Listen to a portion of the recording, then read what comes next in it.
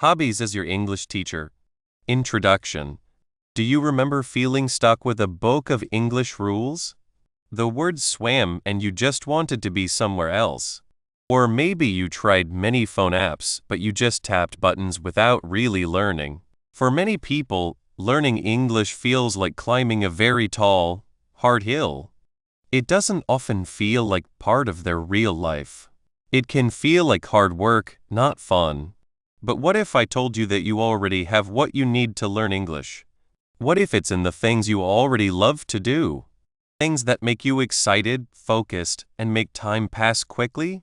This book is based on a simple, strong idea. You can learn English by doing the things you like playing games, cooking, or sports. You can use guides, websites, and groups about these hobbies to practice English. We call this way of learning English through hobbies. It means using what you love to do and making it your own English class. Instead of forcing yourself to learn, you will learn without trying while you do what you enjoy. Think about it. When you are busy with a hobby, you already want to do it. You want to understand, you want to get better, you want to talk to others who like the same thing. This strong feeling helps you learn best. Let's see some examples. Imagine playing your favorite online game. You can join groups of people who play in English. You can read game guides and talk on game websites in English. You can watch people play games in English. You can even talk to other players in English while you play. Suddenly, learning new words about game tasks, ways to win, or character skills feels easy. Or maybe you want to cook something new. Instead of using a recipe in your language, look for cooking websites in English. Watch cooking videos or shows in English. Follow cooks from English-speaking countries. You will learn cooking words and how to follow instructions naturally. If you like a sport, follow sports news in English. Listen to English radio shows about your favorite teams. Watch games with English talking. Or join fan groups online in English. You will learn sports words and feel the excitement of the game. This works for anything you love. If you like taking pictures, gardening, knitting, building models, music, or anything else, there are many ways to practice English with your hobby. This book will show you how to find English things for your hobbies. You will learn about websites, videos, groups, and even meetings in real life. In the next parts, we will learn how to use learning English through hobbies. You will find the best English things for your hobbies. You will learn how to keep going and not give up. You will learn how to use what you watch or read to practice speaking and writing. You will find people who like your hobby and speak English to talk with. You will see you are getting better, and it will feel good. Our goal is to help you. We want to show you that learning English can be fun, not hard. So, are you ready to stop feeling bad about English lessons and start having fun learning? Let's use your hobbies to help you learn English. Turn the page and let's start. 1. Learning English with your hobby. Learning English can feel like a very big task. For a long time, I thought the only way to learn was to sit in a classroom, learn many new words, and do grammar exercises that felt like hard puzzles. It was difficult. Sometimes it was not fun, and I often wondered if I would ever speak English well. It was like trying to build something with only one tool. You can do some things, but it is slow and makes you feel upset. Then something wonderful happened. I realized that the things I loved to do in my free time, my hobbies, could actually teach me. It was like finding a secret map to something I wanted. This book is about that secret. Learning English with your hobbies. It's about using the things you already love to do, like playing games, cooking, or watching sports, as your way to learn and practice English. Instead of boring lessons, you are having fun. Think about it. When you really like a hobby, you want to get better at it, right? You want to understand more, do more, and maybe share it with others.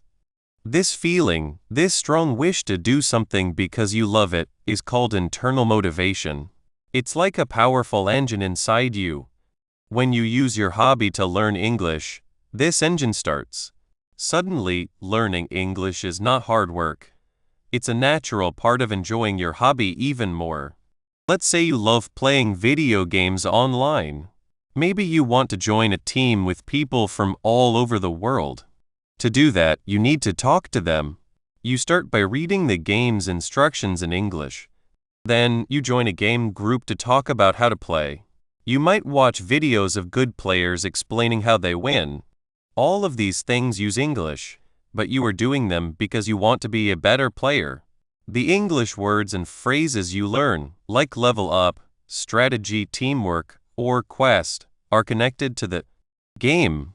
They make sense because they are part of something you care about. This is learning in context. Learning words in a story or an activity helps you remember them much better than just learning a list. This is very different from learning a language in the usual way. In a classroom, you might learn the word apple.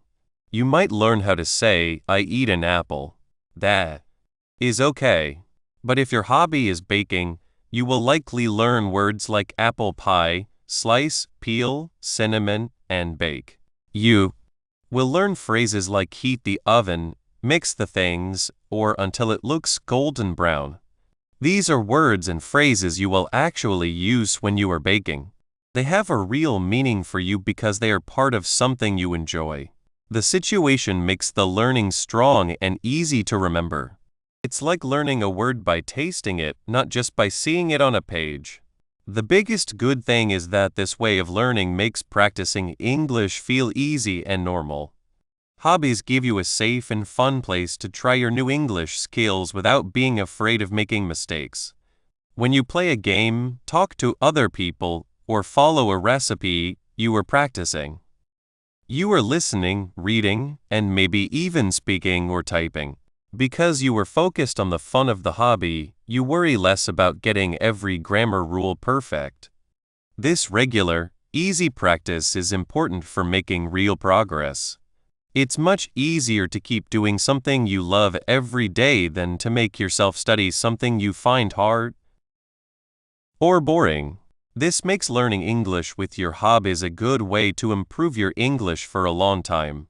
How does this feeling and enjoyment make learning less frustrating? Well, when you are excited about your hobby, your brain is more open to new information. Think about the last time you learned a really cool trick in a game or made a perfect new recipe. You probably felt happy and proud, right? That good feeling helps your brain remember things better. When you learn English through your hobby, you are using those same happy feelings. Instead of feeling worried about grammar, you are feeling the excitement of learning a new game plan or the happiness of baking a perfect cake. This good feeling makes learning much smoother. It makes the frustration that often comes with learning a new language less.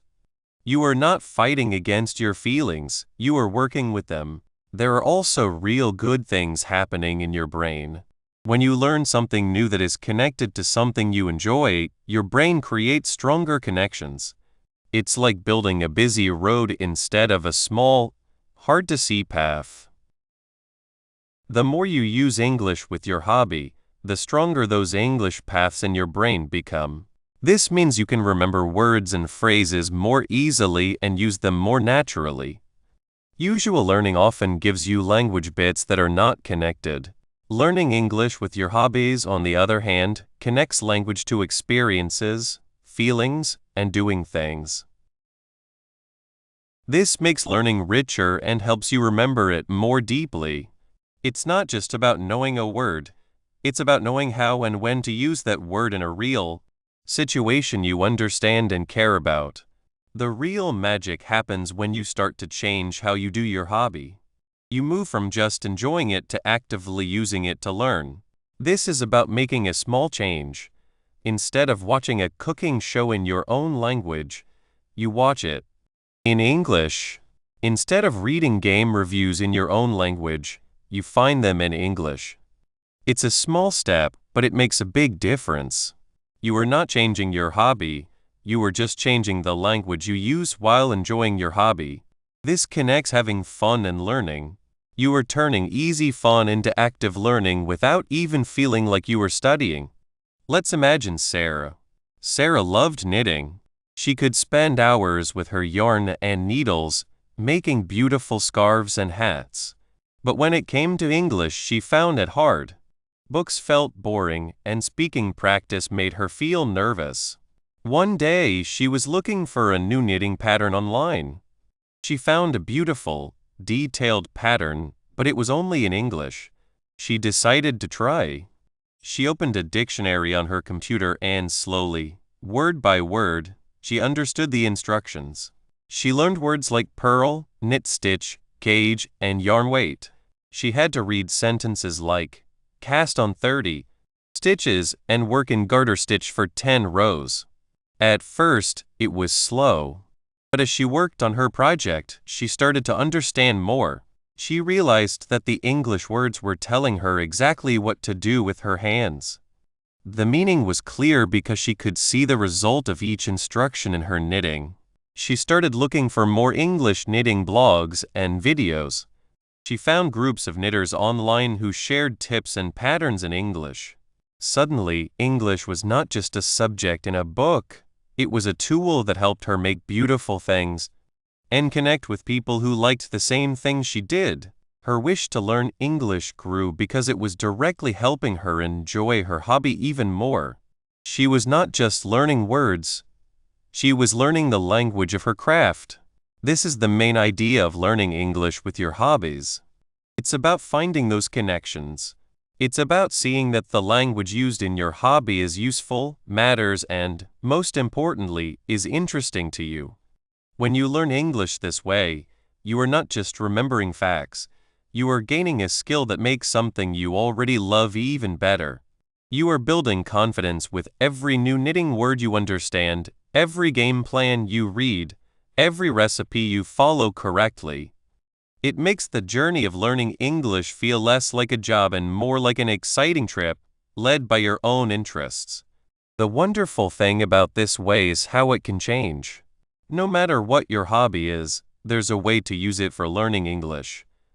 If you love gardening, you can read gardening magazines or watch videos about taking care of plants in English.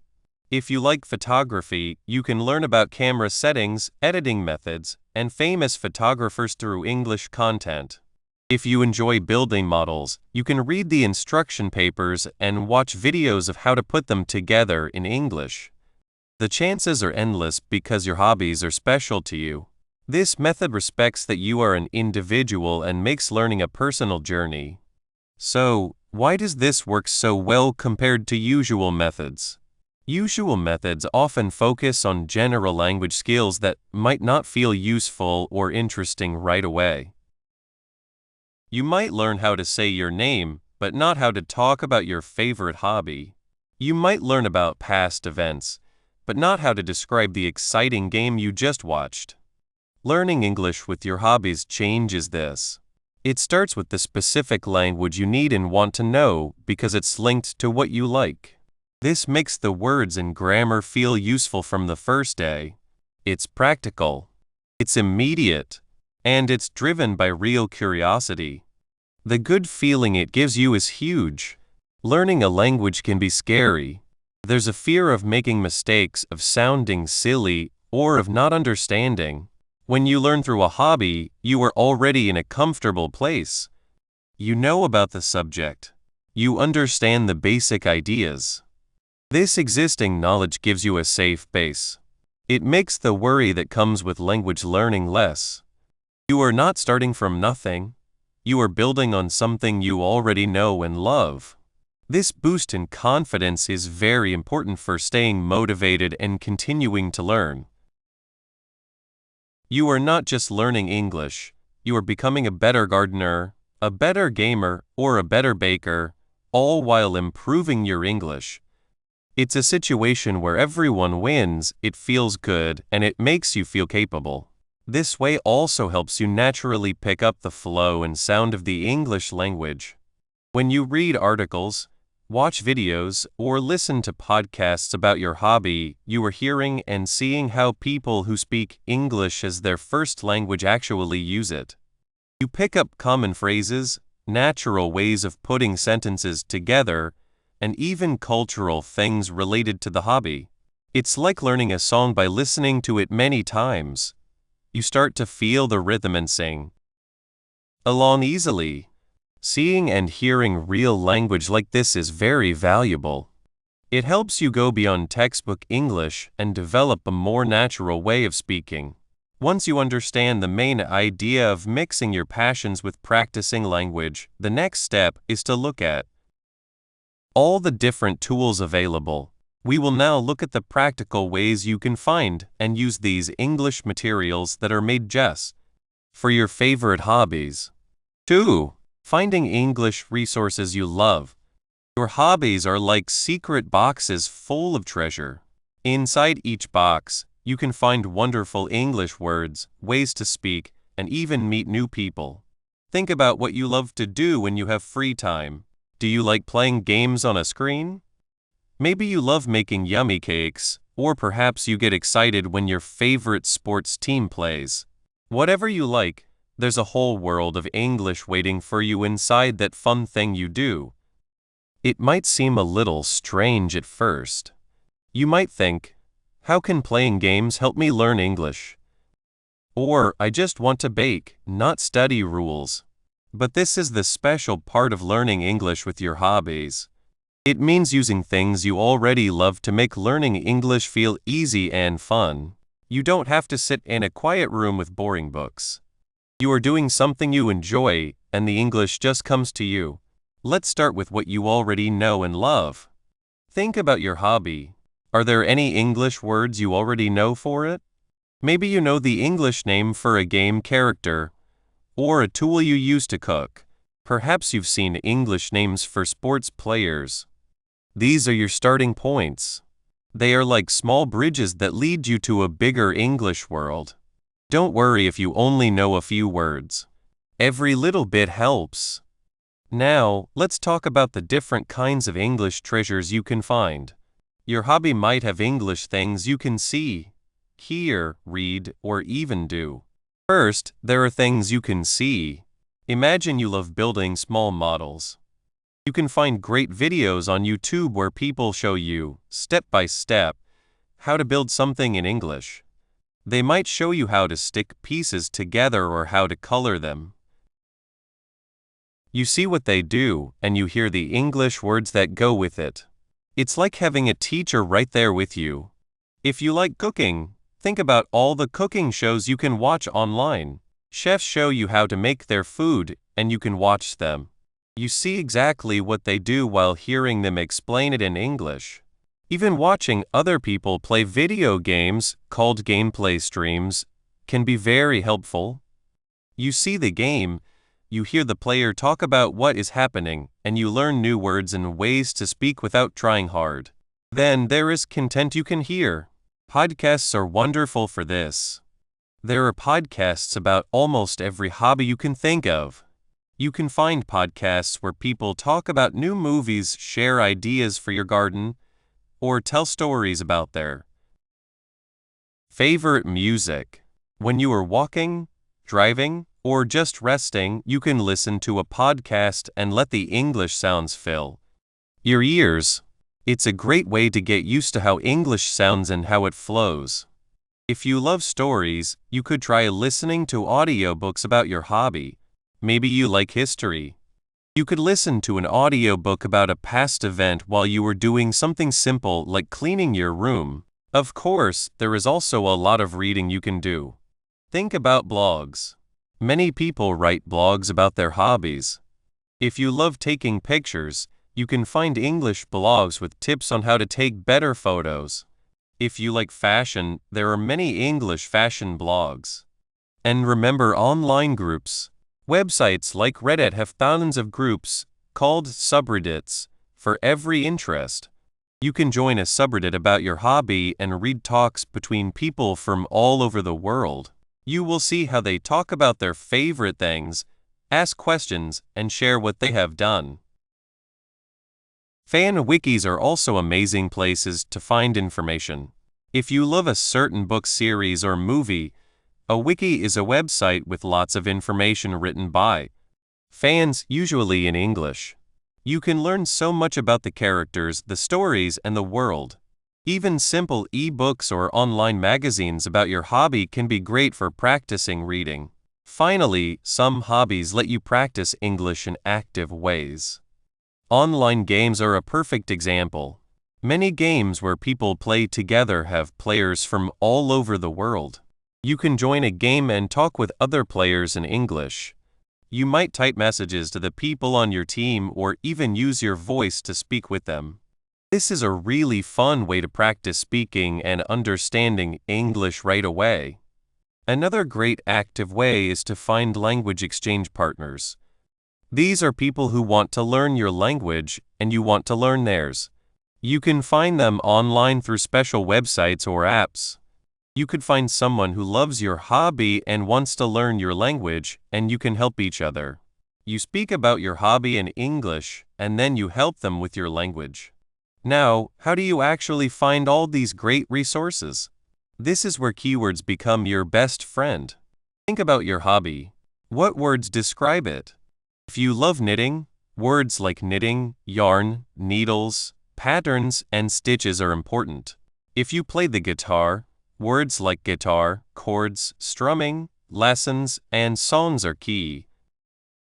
The trick is to put these hobby words together with English learning words.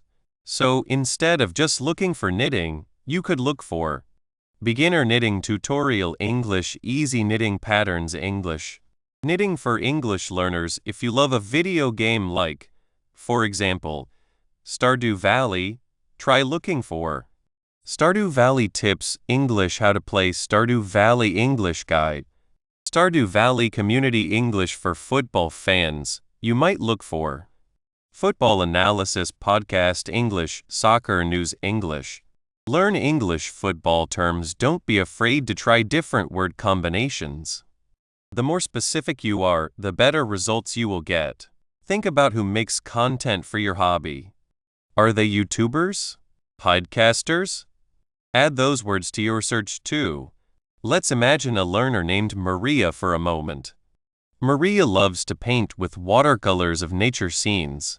She found it hard to find English things at first because watercolor landscape painting is very specific. She tried looking for just watercolor painting English, and she found many general art videos, but they were not exactly what she wanted. She wanted to learn how to paint mountains and trees, like she saw in her favorite nature shows. So Maria thought harder about her search words. She remembered seeing a famous watercolor artist online, an English speaker named John Smith. She looked for John Smith watercolor artist and found his YouTube channel. John's videos were amazing. He didn't just paint. He explained why he used certain colors, how he made the water look real, and how he added small details to make the trees look alive. He spoke clearly and he often used phrases like, "Now, let's add a little blue here," or "be careful not to paint too much." Maria started watching his videos every day. She often paused them, repeating the words John said. She even wrote down new words in a notebook. Then, Maria found out John had a website with a blog. She started reading his blog posts. He wrote about what gave him ideas, his favorite brushes, and tips for different ways of painting. Reading these blog posts was harder than watching videos because there was more text, but Maria felt a real sense of success when she understood a whole part. She used an online dictionary to find words she didn't know, but she tried to guess their meaning from the sentences first. She also found a place on John's website where other people asked him questions. Reading these questions and John's answers helped Maria understand common problems other painters had and how to fix them in English. One day, John posted about a new online class he was offering. It was called Painting English Landscapes. Maria thought about it because it cost money, but she felt so connected to how John taught and his love for painting nature. She decided to join. The class was in English, with video lessons, written guides, and a special online group. In the group, Maria could share her paintings and get feedback from John and other students. She could also ask questions in English. She learned so much, not just about painting, but about describing colors, textures, and feelings in English. She found herself using phrases like bright greens, smooth blending, and catching the light when she described her own work. This moment of discovery for Maria was a big change. It wasn't just about finding an English resource. It was about finding a resource that felt personal. It spoke to her passion, how much she understood, and how she learned best. So, how can you, like Maria, find the most fitting English-speaking groups or people who make content for your specific hobby, especially if your hobby is not very common? It takes a little bit of searching, but it is definitely possible. Start with general things, then get more specific. If your hobby is quite unusual, think about the most popular hobbies that are similar. For example, if you are interested in acting out history from a very specific time, you might start by looking for historical reenactment English or living history English. You might find general groups first. Then, look at the people who are most active and know the most in those general groups. What specific areas are they interested in? Do they mention a particular historical time? You can then use those more specific words to make your search better. Another way is to look for the first people or well-known figures in your hobby, even if they don't speak English first. Sometimes, these figures have fans or followers who make content about them in English. For example, if there is a famous artist from Japan who works with a unique type of clay, you could look for artist's name Pottery English or artist's name Techniques English. You might find English-speaking bloggers or YouTubers who are inspired by this artist and talk about their work. Don't forget that you can ask. If you are already part of a small, local group for your hobby, even if they don't speak English, ask them if they know of any international online groups or creators related to your interest. They might have ideas you wouldn't find by searching online. When you start looking at resources, how do you know if an English resource is really interesting for you, besides just being about your hobby? This is a very important question, because just liking a hobby isn't enough if the way English is shown is boring or confusing. First, look for clear explanations. Does the person teaching or talking about the hobby explain things in a way you can understand? Even if they use some new words, can you follow the main ideas? If a YouTube video jumps around too much or acts like you already know a lot, it might not be the best fit for now. You want someone who can explain things simply. Second, pay attention to how excited the presenter is. Do they seem truly happy about the hobby? When someone is very passionate, it makes others feel excited too. Their energy can make you feel more motivated to learn. Listen to their voice. Does it sound interesting? Do they use words that show feeling? This makes the content much more enjoyable. Third, look for active sharing in the community. If you find a blog, forum, or YouTube channel, check the comments. Are people actively talking about the topic? Are they asking questions and getting helpful answers? A busy community means there are other people learning and sharing, which can be very encouraging. It also gives you chances to practice writing by asking questions or sharing your own thoughts. Think about how the content makes you feel. Do you find yourself wanting to watch the next video or read the next blog post? Do you feel curious and want to learn more? Do you feel a connection with the presenter or the community? These are all signs that you've found something truly interesting. It's not just about the hobby. It's about the way English is part of the experience of that hobby.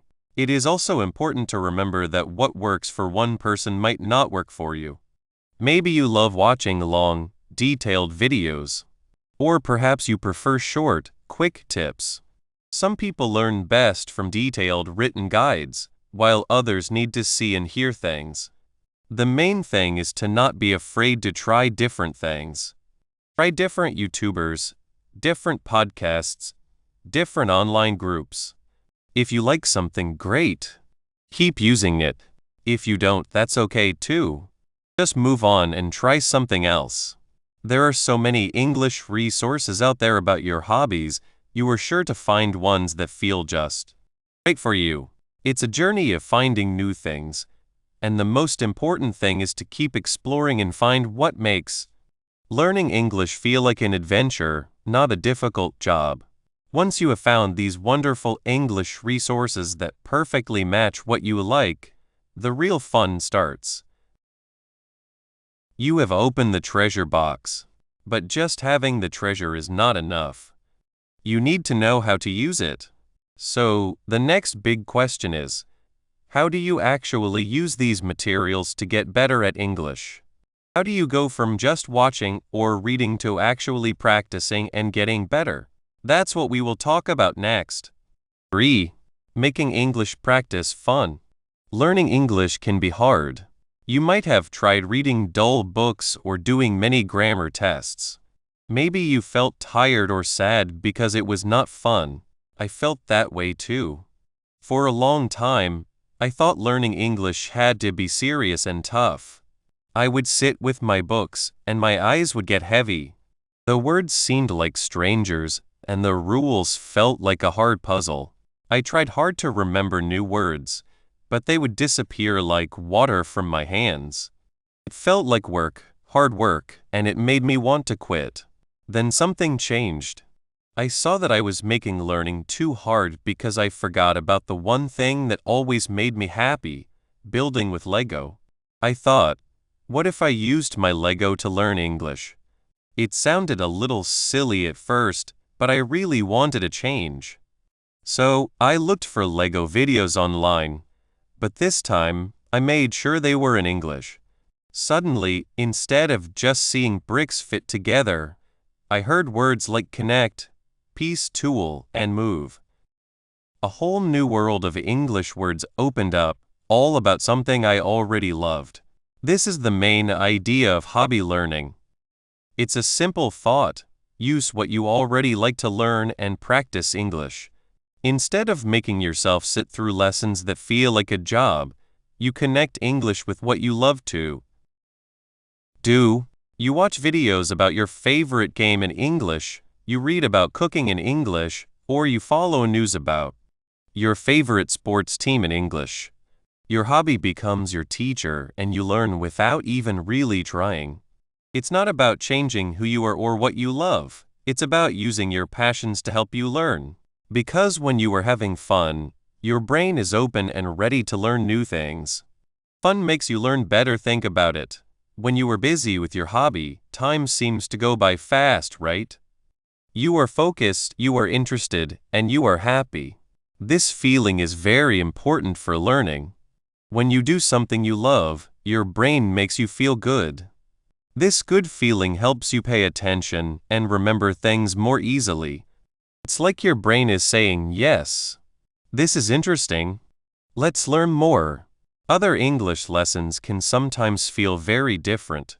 They might focus a lot on rules and memorizing, which is okay, but they often don't have that exciting spark. It's like eating plain rice every day. It's food, but it's not very exciting.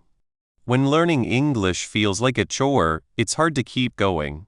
You might study for a few days, but then you get tired or bored and stop. But when you learn through your hobby, the fun changes everything. It's not just about having a good time, though that's a big part of it. It's about being truly involved. When you are involved, you are not just listening or reading. You are actively doing. You look up words you don't know because you want to understand the video or article. You try to use new phrases because you want to talk to others who like the same hobby. This deep involvement is what makes learning stick. It makes English not a hard task, but an exciting part of your favorite activity. You aren't just learning English, you are using English to enjoy your hobby more. Hobbies give you real practice. Every hobby has its own special words. Think about the words you use when you talk about your favorite hobby.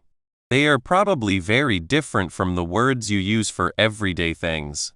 This is where hobbies become great English teachers. They give you words and phrases that are useful and make sense to you. Let's look at some examples. If you love cooking, you will naturally learn words like cut, mix, cook slowly, bake, beat, and soak in sauce. You will learn about things like powdered grain, seed, plants, and powders. You will read instructions that use phrases like heat the oven first, mix gently, or let it sit. When you learn these words while making food, they make sense. You can imagine the action, and you understand why the word is used.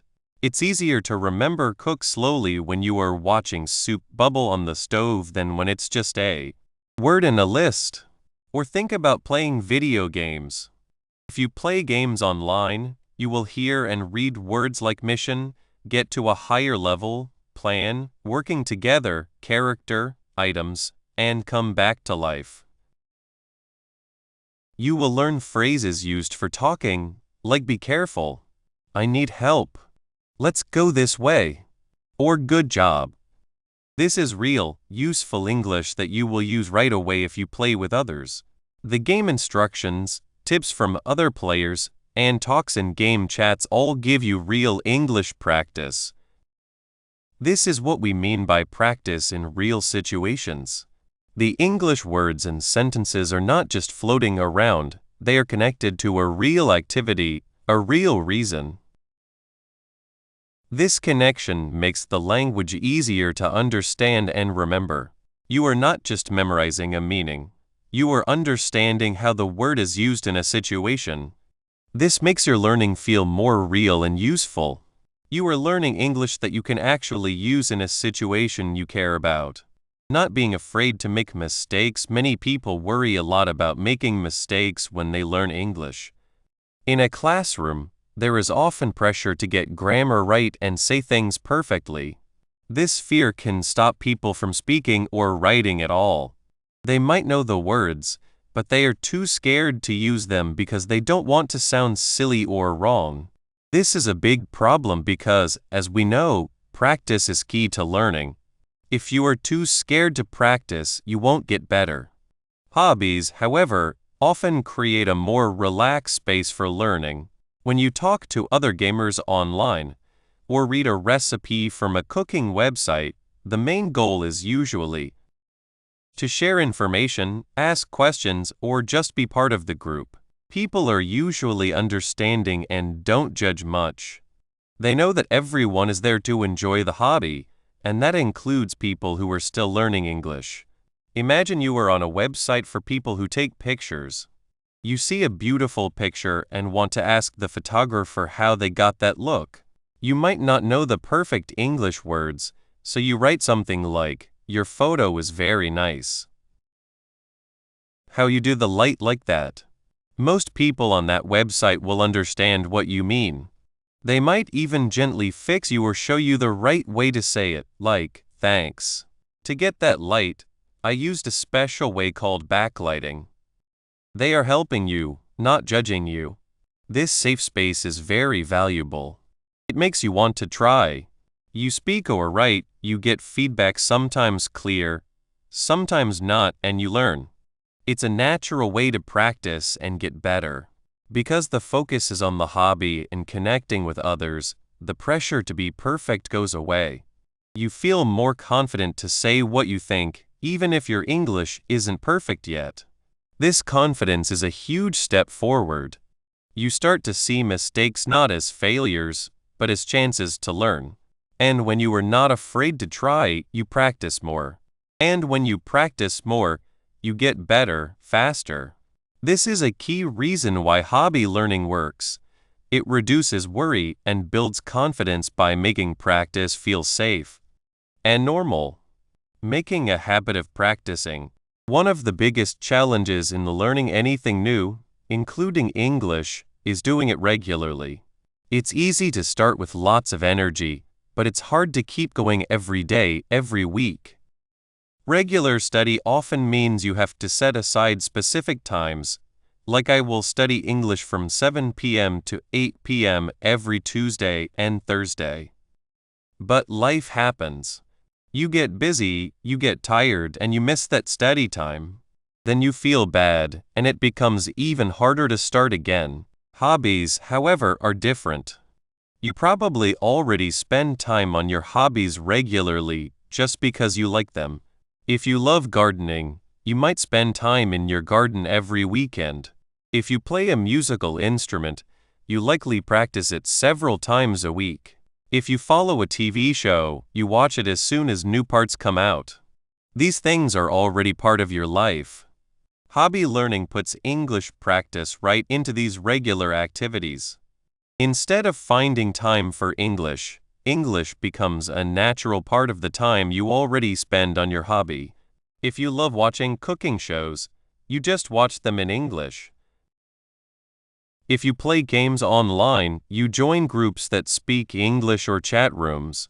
If you enjoy reading, you start reading about your hobby in English. This creates a regular, lasting practice habit without feeling like extra work. Because you are doing it as part of something you love, you are more likely to keep doing it. It doesn't feel like a separate, hard task. It feels like a natural addition to your enjoyment. This constant exposure to the language, even in small amounts every day or week, is much better than long, rare study sessions. It keeps the language in your mind and helps you make steady progress over time. You are not just learning English, you are making it a part of your life, a part of your everyday enjoyment. By turning your hobbies into your own English classrooms, you find a powerful, fun, and lasting way to learn.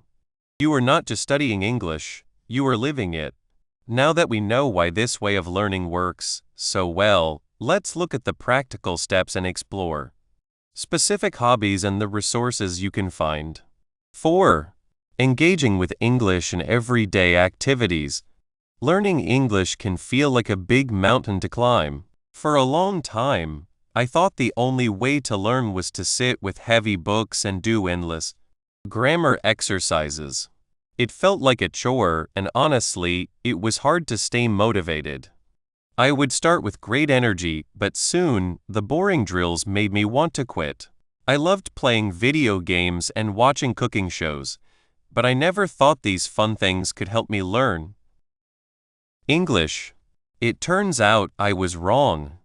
My hobbies were like hidden treasure chests, full of English waiting for me to discover. This book is all about finding that treasure.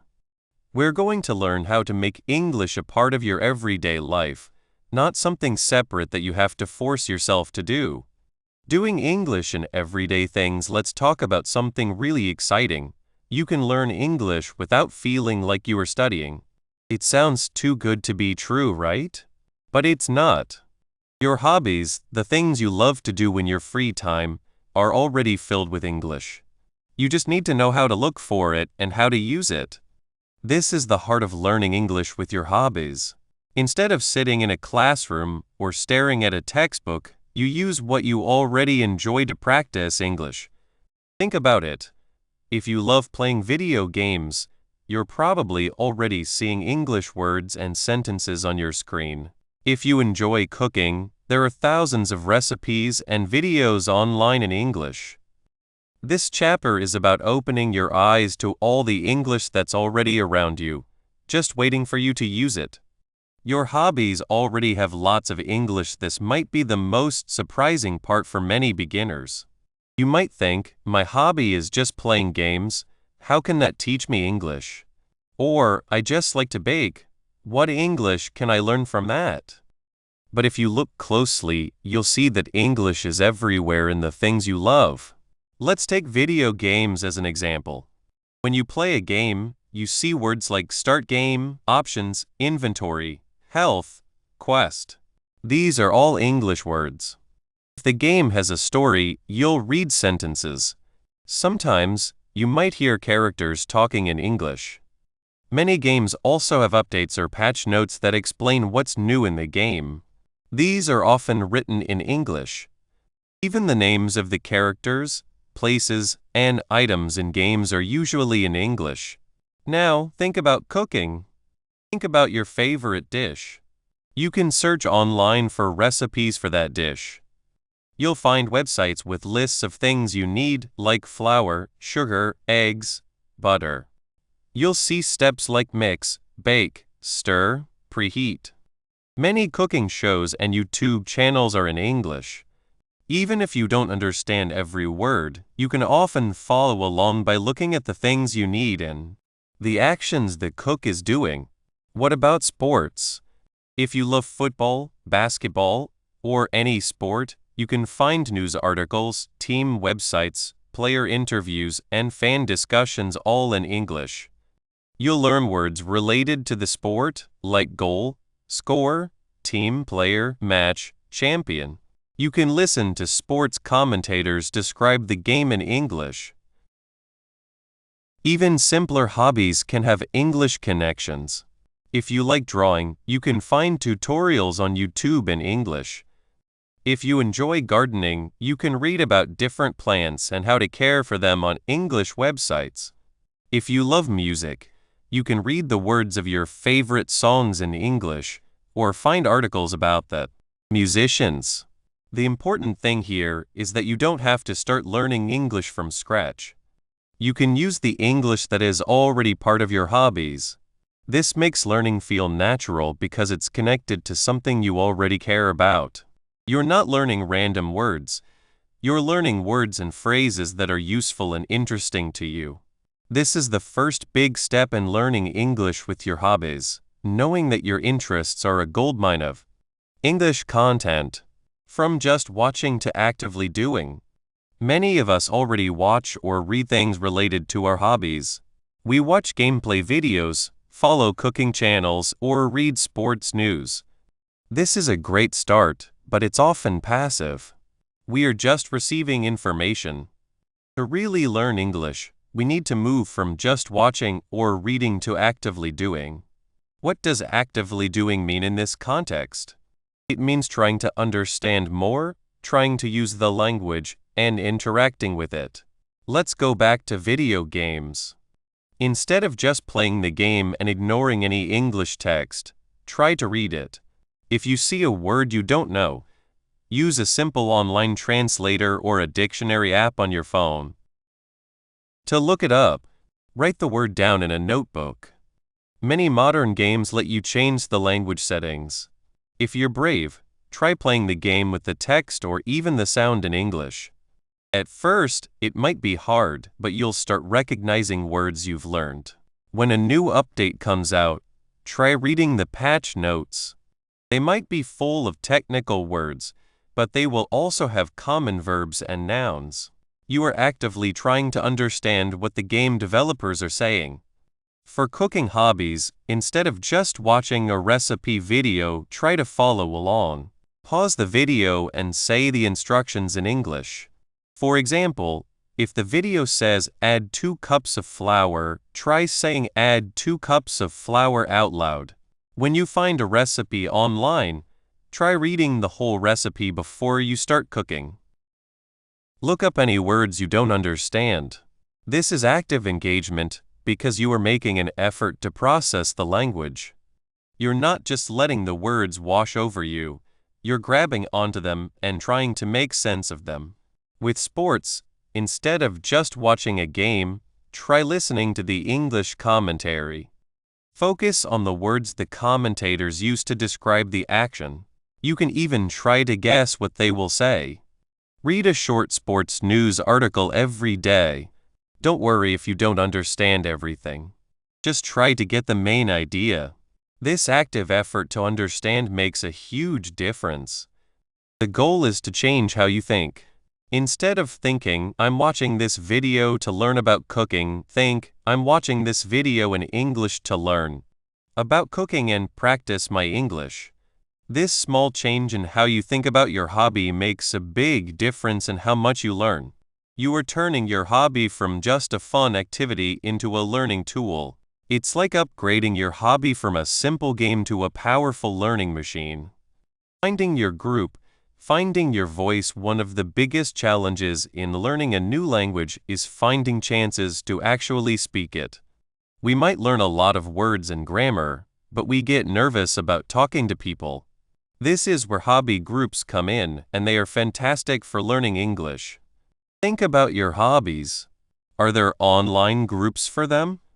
On places like Reddit, Discord, Facebook, or special websites, people gather to talk about everything from video games to knitting.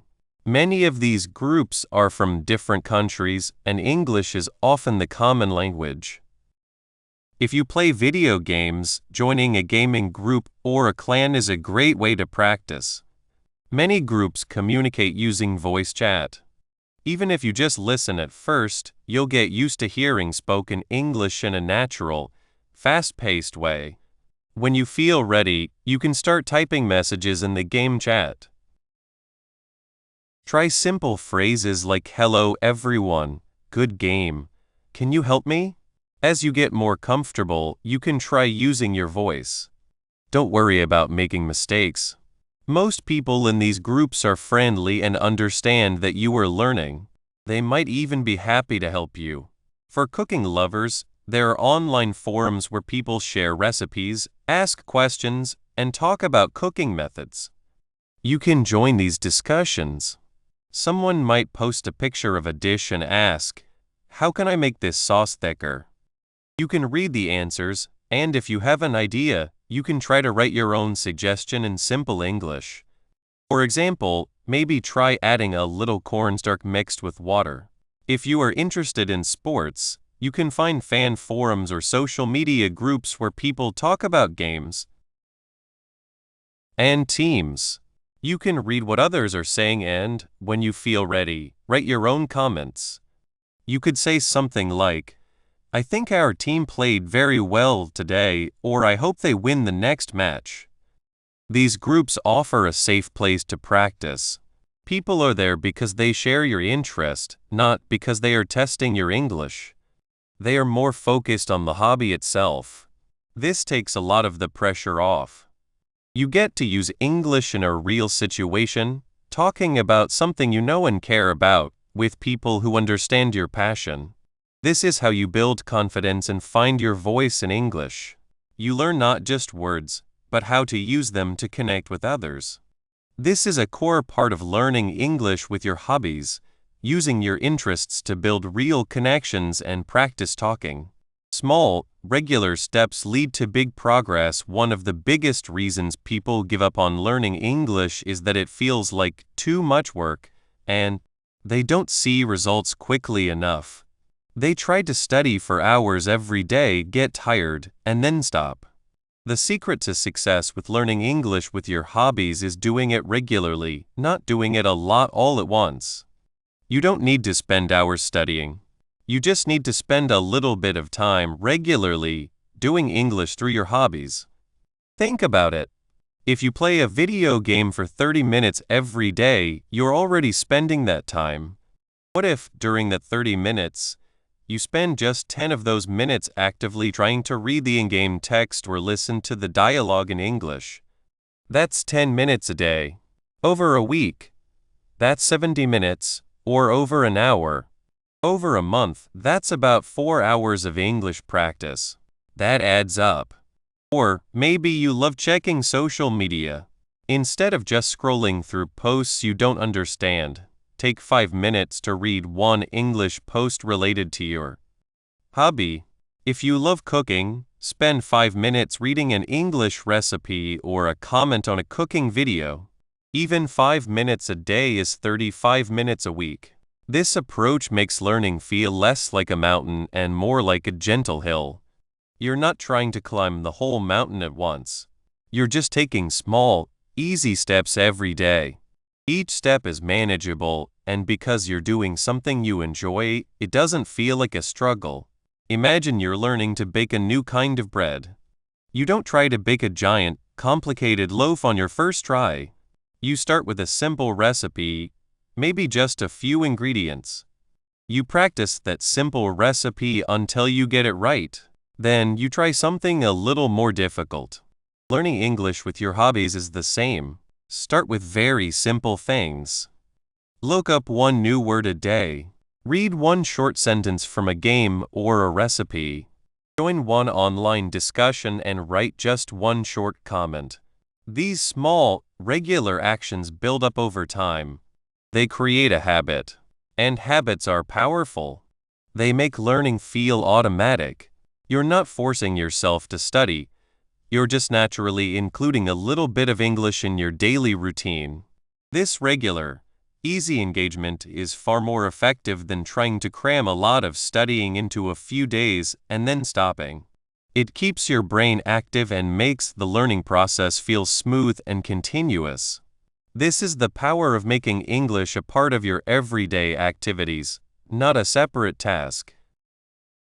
How can someone find the specific types of English content available for their hobbies? This is a great question. It's like being a detective for English. The first step is to think about what you really enjoy doing. What do you do when you have free time? What websites do you visit? What videos do you watch? What games do you play? Once you have your hobby, start searching online. Use simple search terms. For example, if you like gardening, try searching for Gardening Tips English, Best Plants to Grow English Gardening YouTube channels. If you play video games, try Your Game Name Forum English, Your Game Name Tips Gaming News English. If you love cooking, search for Easy Recipes English, Baking Tutorials English Cooking Websites. Look at the results. You'll see websites, YouTube channels, blogs, and social media groups. Pay attention to the language used.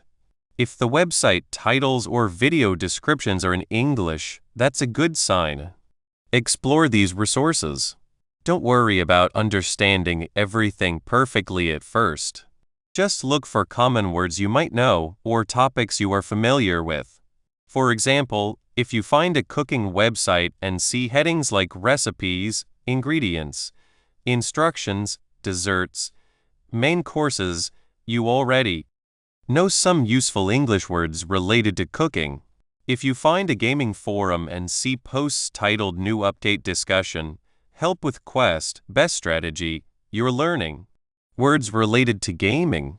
Many popular hobbies have a huge international group of people, and English is often the main language for communication. So, the content is usually abundant. You just need to know where to look. Start with the most popular places for your hobby. If you play games, check Steam forums or Discord servers. If you cook, check YouTube or popular recipe sites like All Recipes or BBC Good Food. If you follow sports, check major sports news websites like ESPN or BBC Sport. The English content is there. You just have to find it by searching with your hobby in mind. What are easy ways for a beginner to start engaging with English content within their hobby without feeling overwhelmed? This is about making it super easy to start. We want to avoid feeling overwhelmed, so we start small. Here are some easy ways.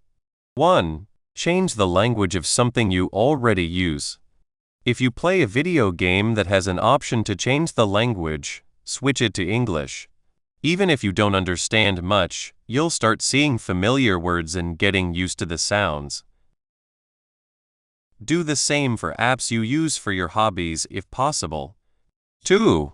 Watch videos with English subtitles first. If you watch cooking tutorials or gameplay videos, start by watching them with English subtitles. This helps you connect the spoken words with the written words. After a while, you can try watching without subtitles, or with subtitles in your own language first, then rewatch with English subtitles. 3.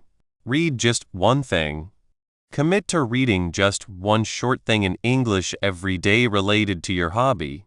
It could be the title and first sentence of a blog post, a comment on a YouTube video, a short description of an item in an online store related to your hobby, a single recipe instruction.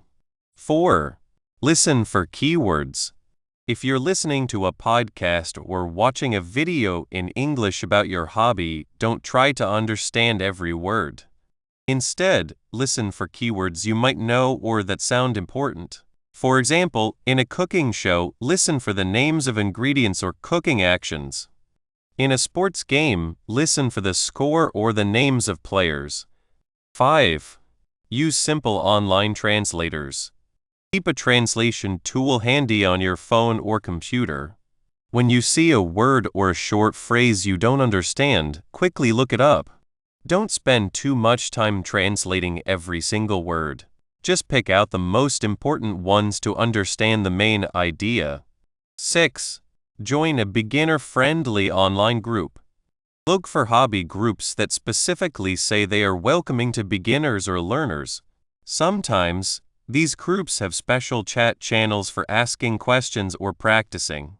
7. Focus on visuals. For hobbies like cooking, drawing, or crafting, the visuals are very important. Even if you don't understand the English words, you can often learn a lot by just watching what the person is doing. Try to match the actions with the words you hear or see. The key is to make it easy and enjoyable. Don't set a goal that feels too hard. Start with something small, like 5 or 10 minutes a day. Celebrate the small wins, like understanding one sentence or looking up one new word. This approach makes learning English with your hobbies easy and something you can keep doing for a long time for everyone, no matter their current English level.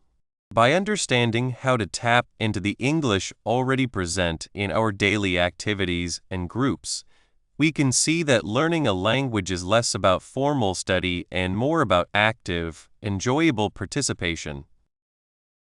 It's about using the things you love to do as your own personal English classroom.